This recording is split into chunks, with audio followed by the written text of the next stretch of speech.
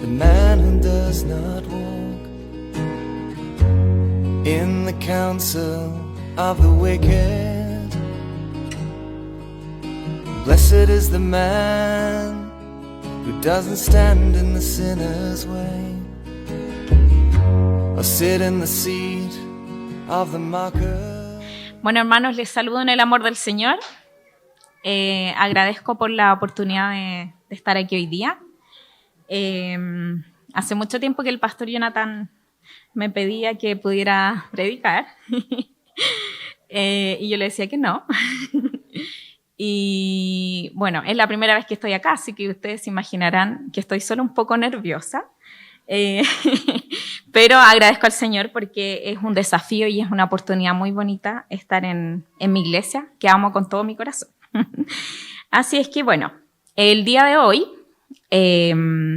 tenemos este texto en Gálatas, ¿cierto?, que acabamos de leer. Y Pablo se encuentra en un conflicto con los Gálatas que estaban perdiendo un poco las enseñanzas que Pablo les había entregado. O más bien se estaban mezclando con otras enseñanzas que están llegando a la iglesia de Galacia. Y entonces Pablo tiene que apartar tiempo en su carta para poder corregir un poquitito aquellas cosas que estaban escuchando. En esa época, recuerdo que el pastor Jonathan también predicó en Gálatas hace unos domingos atrás y pudo también contarle un poquitito, que en esa época estaba un grupo de judíos, más conocidos como los judaizantes, y estos creían en la obra redentora del Señor, pero solamente una parte de esta. Ellos adoptaban muchas de las doctrinas que Jesús había enseñado, pero habían algunas cosas que ellos querían seguir manteniendo como cristianos, como algunas prácticas judías, como por ejemplo circuncidarse, guardarse de algunos alimentos y también celebrar fiestas. Aunque ellos tenían claro que ya no eran necesarios los sacrificios, ¿cierto?, por la obra de nuestro Señor Jesucristo. Pero estaban un poquitito todas estas confusiones y Pablo entonces tiene que en los capítulos anteriores explicar un poquitito que esto ya no es necesario. Si bien es cierto, nosotros vemos durante todo el Antiguo Testamento cómo el Señor va queriendo transformar un pueblo, haciéndolo diferente, separado de los otros pueblos y les va enseñando cosas, les va haciendo especiales, ¿cierto? Y les enseña algunos ritos. Pero hoy en día eso ya no es así, porque el Señor Jesucristo vino y cumplió y pagó cada una de esas cosas. Entonces nosotros podemos ver que nuestra identidad como hijos del Señor ya no está en ese linaje judío. Ya no necesitamos esas prácticas. De hecho, el mismo Gálatas 3:28 dice, ya no hay judío ni griego, porque todos somos hijos de Dios por la fe en Cristo Jesús. Sin embargo, la razón principal de por qué estas prácticas judías ya no son necesarias es porque el mismo texto nos dice que ahora nosotros somos libres de la ley. Libres de tener que hacer cosas para que el Señor nos ame. Somos libres de esas cosas. Antes se necesitaban hacer esas cosas, pero hoy en día no. Somos libres. De eso se trata hoy esta predicación. Entonces Pablo comienza el versículo 13 explicando y diciendo que fuimos llamados a libertad. Ya no somos esclavos. La circuncisión ya no vale para nosotros. Nuestra nueva naturaleza ahora está implantada bajo el Espíritu Santo dentro de nosotros. Pero esa libertad no implica solamente quitarnos ese peso de la ley. Esa libertad es para poder vivir en el Espíritu, para poder ser libres de ahora vivir en el Espíritu. Y es muy importante entender bien esto, porque podemos caer tanto en el libertinaje como en el legalismo, de querer cumplir normas para agradar a Dios, o también podemos decir, bueno, ahora como soy libre, no tengo ningún peso de la ley, entonces ahora puedo hacer lo que quiero. Pero ninguna de las dos cosas es a lo que nos llama el Señor, sino que Él nos llama a poder vivir en libertad en el Espíritu, en su Espíritu. Bueno, somos libres. Y somos libres, nos dice el texto, también para servir. Dice, solo que no usen la libertad como pretexto para la carne, sino sírvanse por amor los unos a los otros. Es interesante que Pablo comience diciendo cómo no es la libertad. Somos libres, pero no para esto. Y habla de la carne. Y con esto se está refiriendo a nuestra antigua naturaleza, con la que nacimos todos nosotros. Esa naturaleza que nos lleva hacia el mal, que nos lleva a las cosas pecaminosas. Esa naturaleza todavía está dentro de nosotros. Todos lo sabemos, luchamos con ella. Sin embargo, no es a esa libertad a la que el Señor nos está llamando. El Señor no quiere que nosotros usemos esa libertad para pensar en nosotros mismos, para mirarnos a nosotros mismos, para gozarnos, como les decía, para creer que ahora ya no tenemos nada más que cumplir, así que solamente tengo que disfrutar la vida y luego encontrarme con el Señor en el cielo. No es esa la manera. No tenemos que usar esa libertad para nuestros propios beneficios. Y luego dice que tenemos que usar esa libertad para servir a otros. Y es interesante que la palabra servir viene de la misma raíz de la palabra esclavo. Y es como, y el texto todo el tiempo nos está diciendo, ya no somos esclavos, ahora somos hijos del Señor y somos libres. Pero somos libres, ¿y cómo usamos esa libertad? Para servir. Y usa la misma raíz de esa misma palabra.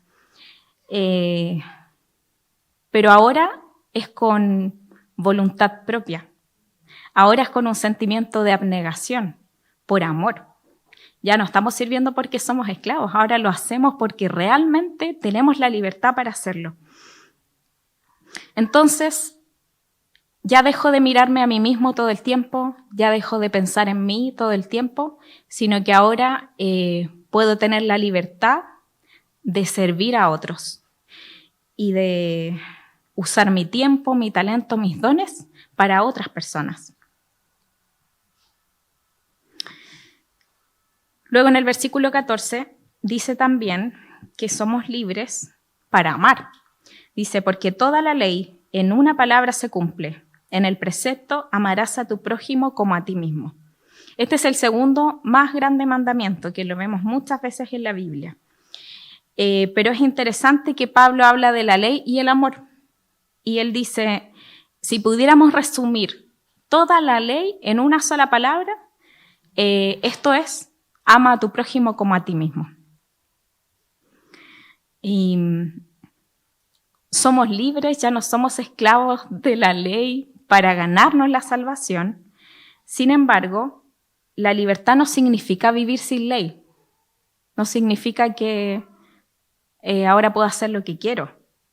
La ley en el Antiguo Testamento tenía la intención, como muy bien dijo el presbítero Mario, de enseñarle al pueblo, mostrarle la gran santidad de Dios y mostrarnos a nosotros mismos lo pecadores que somos y guiarnos bajo la voluntad del Señor. Ese es el propósito de la ley.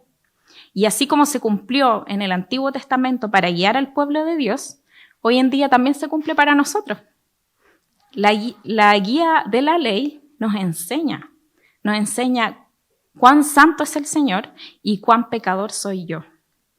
Por lo tanto, para nosotros hoy en día, si bien es cierto, la ley ya no es un peso de esclavitud donde tenemos que cumplir normas para ganarnos al Señor, pero sí la ley es necesaria para nuestra propia edificación, para nuestra propia guía.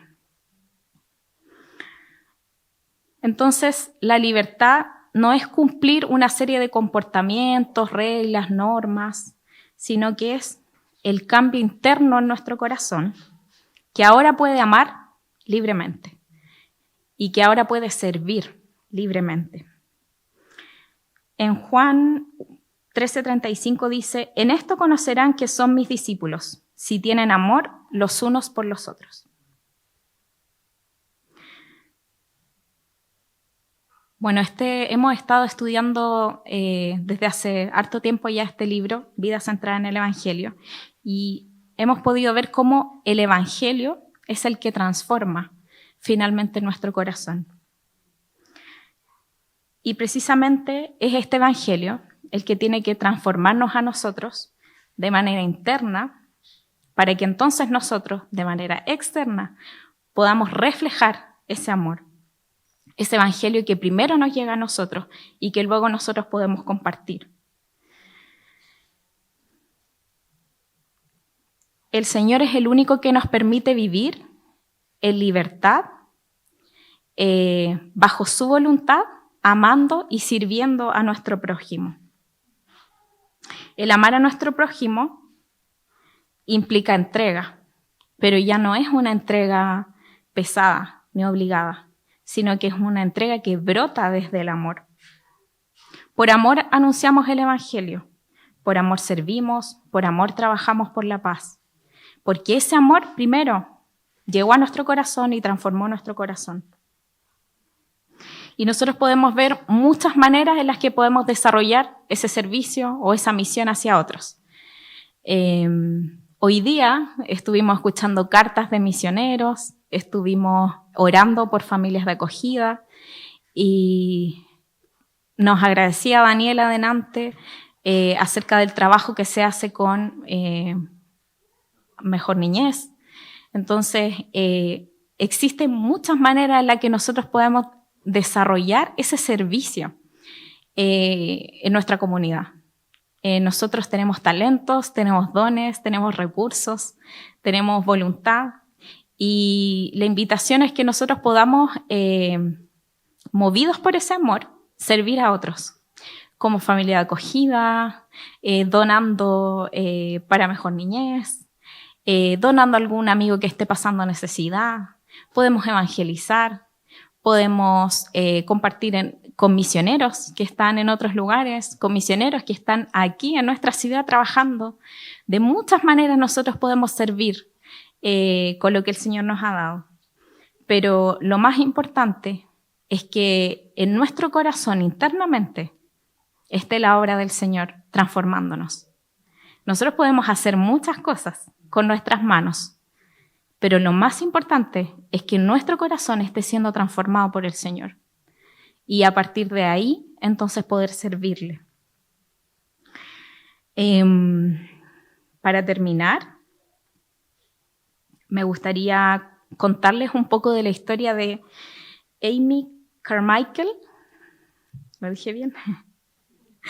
Ella es una misionera, fue una misionera presbiteriana en Irlanda.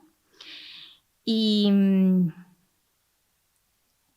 ella, a pesar de que tuvo varios intentos de poder ser misionera en China y en Japón, finalmente llegó a la India. Y allí fue donde realmente ella pudo desarrollar la misión. Conoció al Señor desde temprana edad y ella recuerda en uno de los libros de su biografía que cuando era niña le habían enseñado el poder de la oración, o que ella podía pedirle cosas al Señor, ¿cierto? El Señor la escuchaba. Y ella estaba muy frustrada porque tenía los ojos café. Y le pidió al Señor en muchas ocasiones que le cambiara los ojos y que le diera ojos azules, como lo eran de su mamá y de su familia.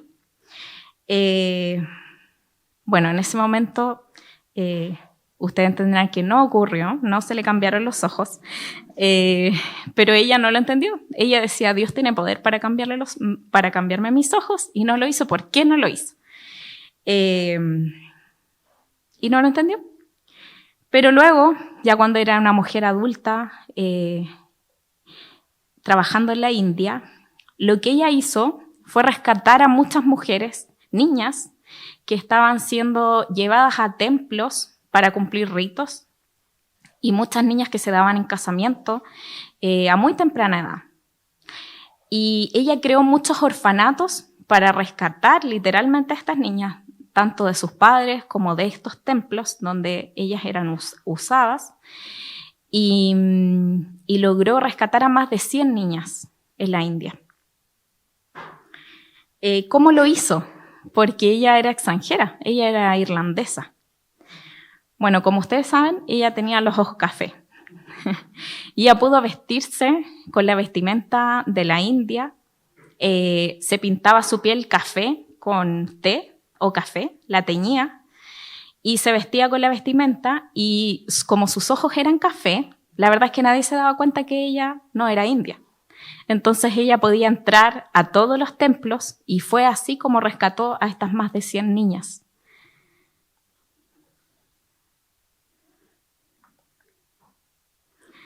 Bueno, ahí entendió, porque Dios le había dado ojos café. El Señor le había dado a ella todo lo que ella necesitaba para servir, para amar a su prójimo y para poder llevar el Evangelio. Entonces piensa un poquito, ¿qué es lo que Él te ha dado a ti?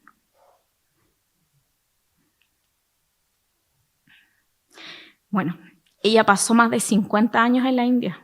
Nunca volvió a su país. Se quedó ahí hasta su muerte. Incluso cuando estaba enferma, pasó sus últimos años enferma en cama. Pero ella se dedicó a escribir libros para motivar hacia la misión. Y una de las frases que ella dijo fue: se puede dar sin amar, pero no se puede amar sin dar. Amar y servir es una muestra visible de lo que Dios hizo dentro de nosotros, en nuestro corazón. La verdadera libertad es amar y servir. ¿Estás experimentando esa libertad? ¿Esa verdadera libertad?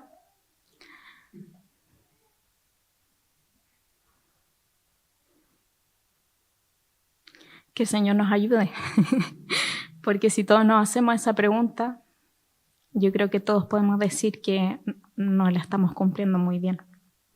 Así que el Señor nos ayude a realmente dejarnos transformar por Él, quitarnos la cultura, quitarnos lo que este mundo nos enseña a ser individualistas, a no pensar en el otro, o a pensar en el otro después que ya pensaste en ti.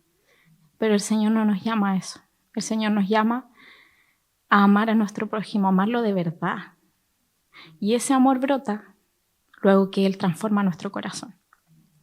Así que el Señor les bendiga. Oremos. Señor, te damos gracias por tu palabra. Te damos gracias, Señor, porque ella nos enseña, porque ella nos muestra cuán equivocados estamos, Señor, o cuánto nos falta, Señor, para poder vivir realmente como nos enseña, Señor. Queremos pedirte, Padre, que tú hoy transforme nuestro corazón, que tú nos ayudes, Señor, a poder dejar de vivir para nosotros mismos, a poder de querer satisfacer todo el tiempo, Señor, nuestras necesidades o nuestros deseos, nuestros sueños, nuestras metas, y que podemos todas rendirlas a ti, Señor. Porque no existe una libertad más grande, Padre, que poder vivir en tu espíritu, libres de todo el pecado, Señor. Queremos rogarte, Señor, que tú puedas hacer una obra en nuestras vidas, Señor, dándonos oportunidades para servir y también poniendo en nuestro corazón el gozo y la libertad, Señor, de poder amar. Señor, te pido por esta iglesia, para que tú pongas amor en nosotros, Señor, los unos por los otros, a pesar de nuestras diferencias, a pesar de tantas cosas que nos separan, Señor, que sea tu Espíritu Santo el que nos una cada día más, Señor, para cumplir con tu misión. Gracias, Padre, por tu palabra. Te lo pedimos en el nombre de Cristo Jesús. Amén.